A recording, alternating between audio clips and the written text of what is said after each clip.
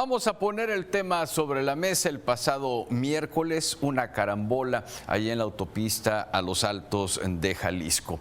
Otras dos el día de ayer. Las consecuencias han sido fatales. Tan solo en la carambola del miércoles 6 personas perdieron la vida. Pero estos hechos definitivamente no son esporádicos. Al contrario, en las carreteras del país son muy comunes. Pero ¿cuál es el problema?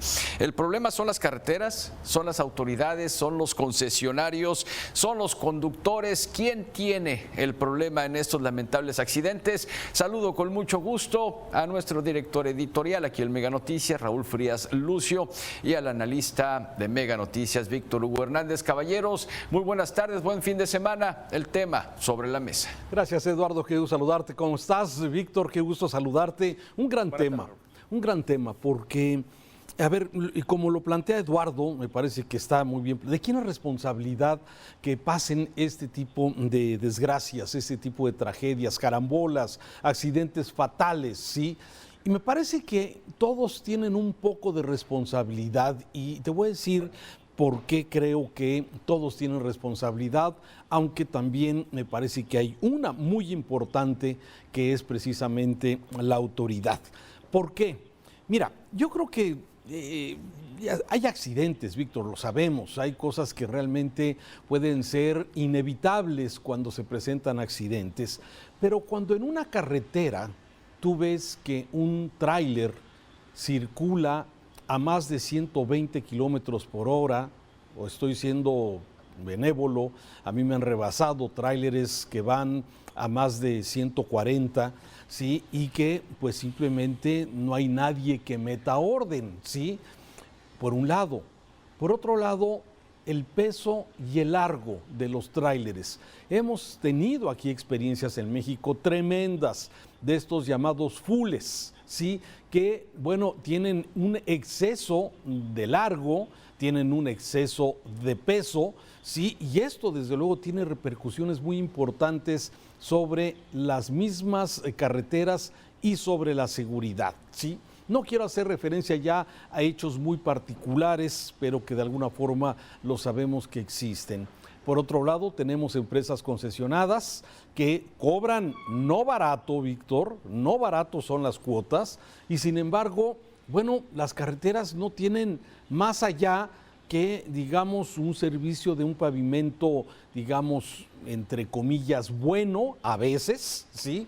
Y que no presentan ningún otro servicio. Eso sí nos cobran, ¿sí? Pero ¿dónde están los avisos de precaución? Por ejemplo, aquí ya mencionabas, aquí en la zona entre Guadalajara y Colima, hay una zona que quizás muchas personas conozcan, que es la Laguna de Sayula. Esa laguna, déjame decirte que no es de agua, es una laguna seca y se forman unas tolvaneras enormes.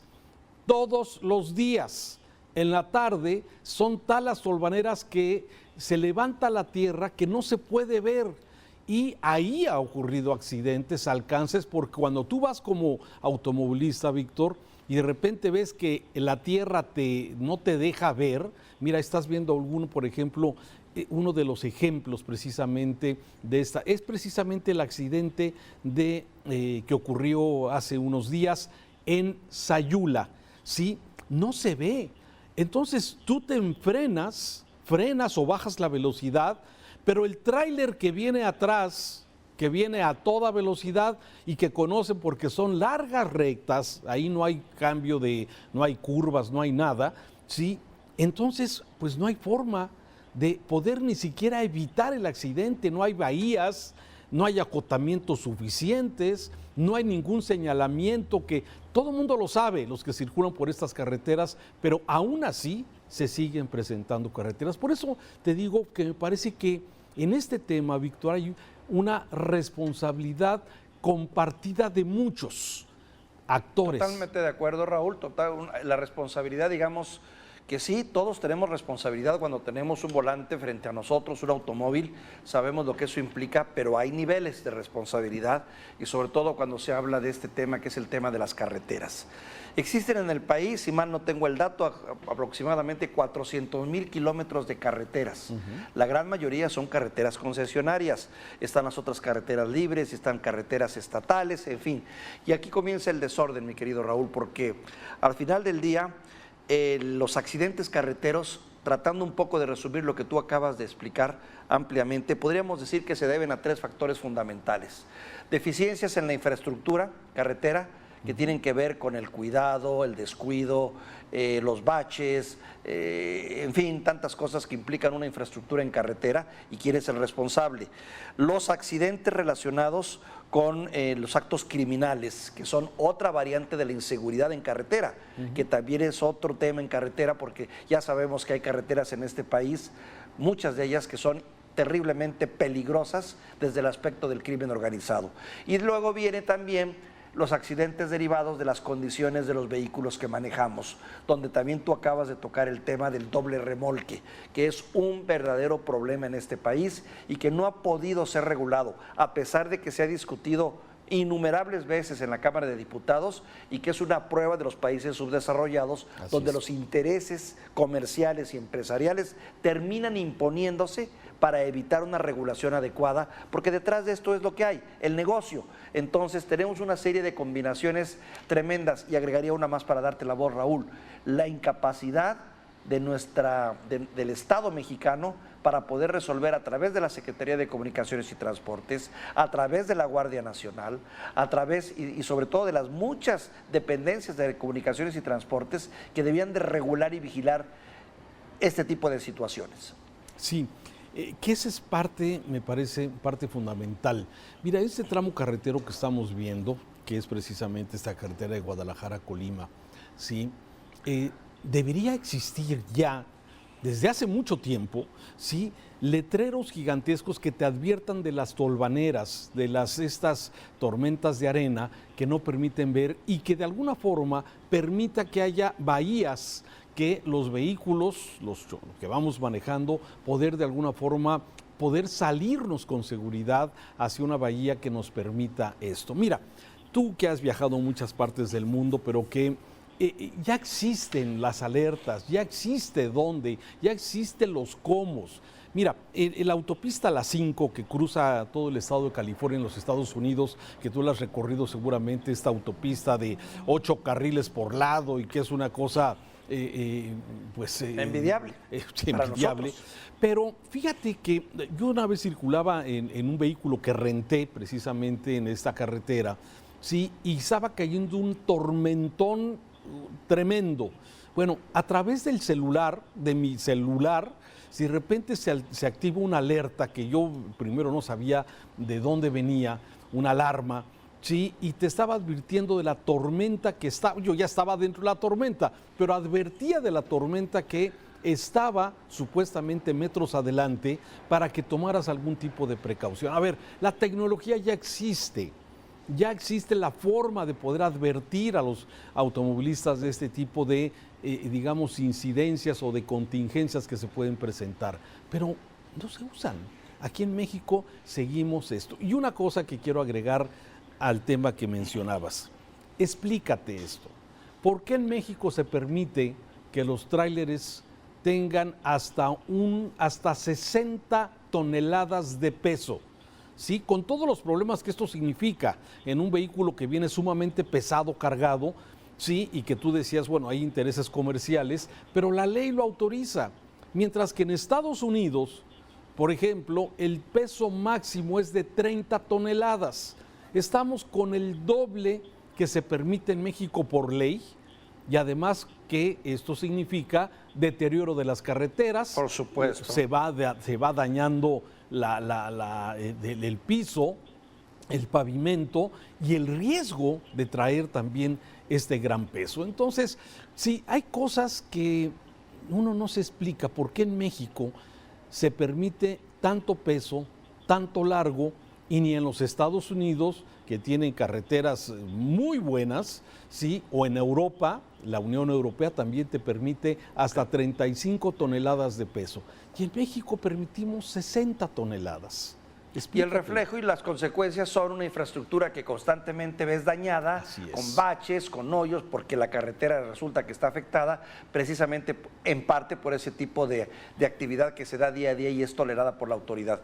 A la pregunta que haces, Raúl, yo te diría, las carreteras en este país es el reflejo precisamente de ese desorden que tenemos en este país en materia de ordenamiento, en materia de hacer efectivos los ordenamientos, en materia de tener la energía y la disposición política suficiente para hacer lo correcto. Yo creo que las carreteras, Raúl, que sí es cierto lo que tú dices, a mí me encantaba viajar en carretera, ya no lo hago por cuestiones de seguridad, pero las carreteras, lo que ocurre en las carreteras es el reflejo de la manera como tenemos ordenado este país.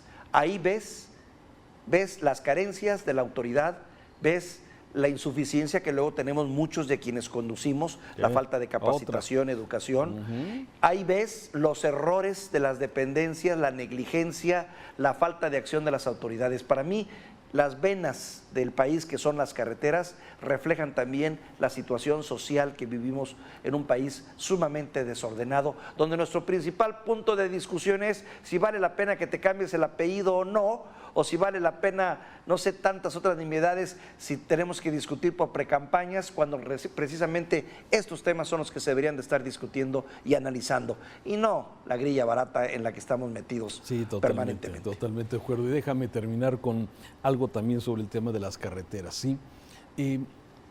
Hoy muchos tenemos este pase, ¿cómo se llama? El tag para poder pasar de las casetas, ¿sí?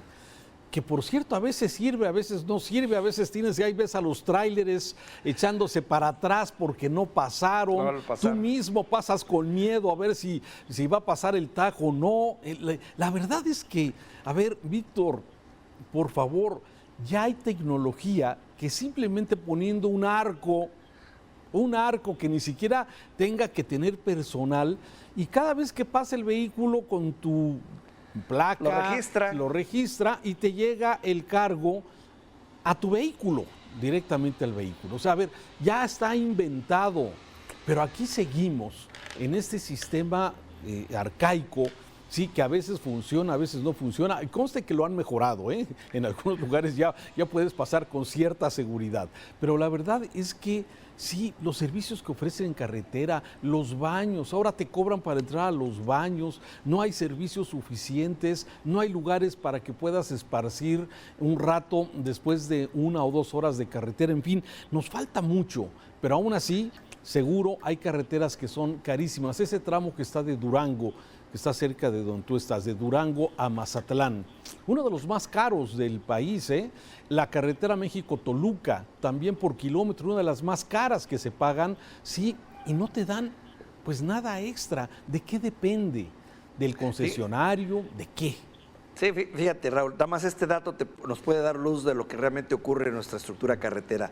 En el 2019 se invirtieron algo así como 26,758 millones de pesos para el mantenimiento de la infraestructura carretera. Fíjate, 26,000 millones de pesos. En el 2023 bajó a 16,000 millones de pesos. Ahí está. Finalmente, también los dineros cuentan, Raúl, y las inversiones. O sea, termina reflejándose en un asunto tan delicado y tan vulnerable como es el de las carreteras. Fíjate la doble tributación que tenemos que pagar los ciudadanos.